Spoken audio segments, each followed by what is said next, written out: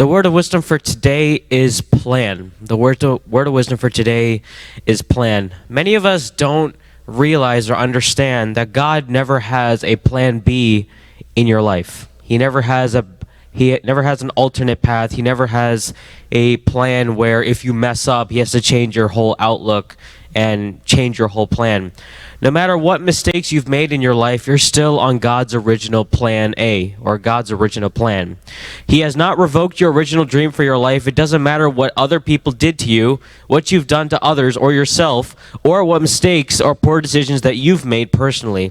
You can still fulfill God's dream for your life. Even your mistakes, even your sins are part of God's plan. This truth will set you free if you claim it. Many people spend so much time thinking about what-if situations because especially when they go through a period where they are struggling with a certain sin, they think, oh, because I messed up here, God's not going to bless me in this way. Or because I spent too much time focusing on this insecurity, on this flaw, then God cannot give me the best blessing that he has planned for me. So he's giving me an alternate plan. But that's just not the case.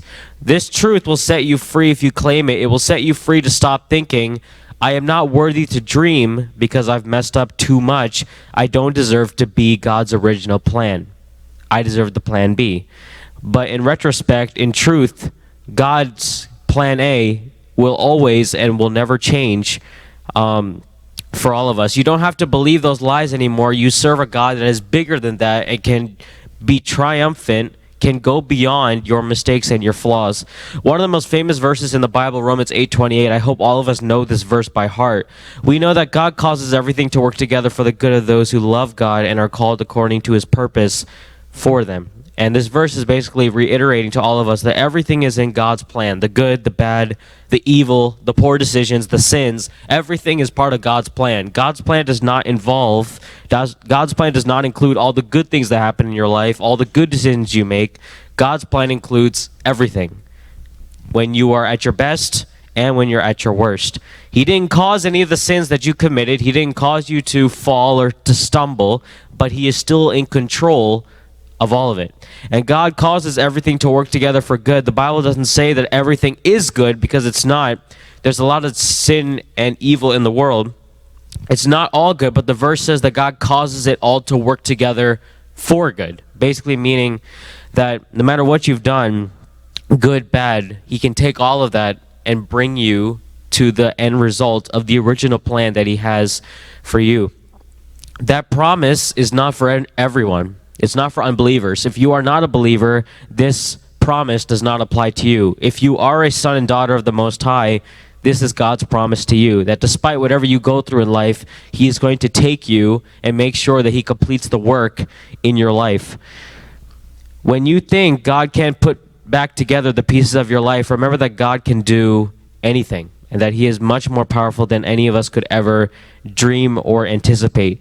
He is still at work in your life. Even when you think that God is absent, even when you think God is far away in your life, he is still working in the background. And he is still waiting to give you his dream for your life if you haven't claimed it already. When you give him your life, God will work to make all the pieces fit together so that your whole life serves his purposes on earth. So I hope that this week and for the rest of our lives as Christians, let us never remember that there's never an alternate route for God. He's never going to say, okay, this person has failed too many times, thus I'm going to create a new plan for them, a plan that doesn't include the original dream.